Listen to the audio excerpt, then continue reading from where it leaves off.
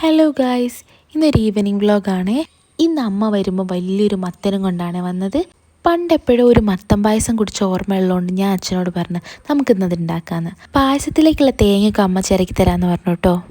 അമ്മ അതിൻ്റെ ഇടയിൽ കൂടി നാളേക്കുള്ള ദോശമാവും കൂടെ ആട്ടി വെക്കുവാണേ. ആ വലിയ മത്തൻ നമ്മളിങ്ങനെ കുഞ്ഞു കഷ്ണാക്കി മുറിച്ച് വേവിക്കാൻ വെച്ചിട്ടുണ്ട്. അതിൻ്റെ ഇടയിൽ കൂടെ അമ്മ കാലുവേദന മാറാനുള്ള എന്തോ എക്സസൈസൊക്കെ ചെയ്യുന്നുണ്ട്. ഒരു ചെറിയ ഗ്യാപ്പ് കിട്ടിയപ്പോൾ ഞാനും അമ്മയും കൂടി കൊലായിലേക്ക് വന്നേ. ഇപ്പം ഞാൻ ഓൾമോസ്റ്റ് 3 ആഴ്ചയായിട്ട് ഈ പിൽഗ്രിമിൻ്റെ റോസ്മേരി വാട്ടർ യൂസ് ചെയ്യുന്നുണ്ട്.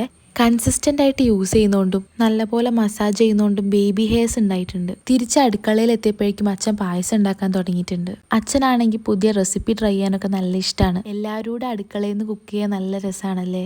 ഈ പായസം വളരെ സിമ്പിളാണ്. ഇതിൻ്റെ റെസിപ്പി ഞാൻ വേറൊരു വീഡിയോ ആയിട്ട് ഇടാമേ. ആദ്യം തന്നെ ഷെഫ് ടേസ്റ്റ് ചെയ്യട്ടെ എന്ന് വിചാരിച്ച് അച്ഛനും കൊണ്ട് കൊടുത്തു കേട്ടോ. അങ്ങനെ അച്ഛൻ ടേസ്റ്റ് ചെയ്തുകൊണ്ട് നിൽക്കുമ്പോഴാണ് അച്ഛൻ്റെ കസിൻ വീട്ടിലേക്ക് വന്നത്.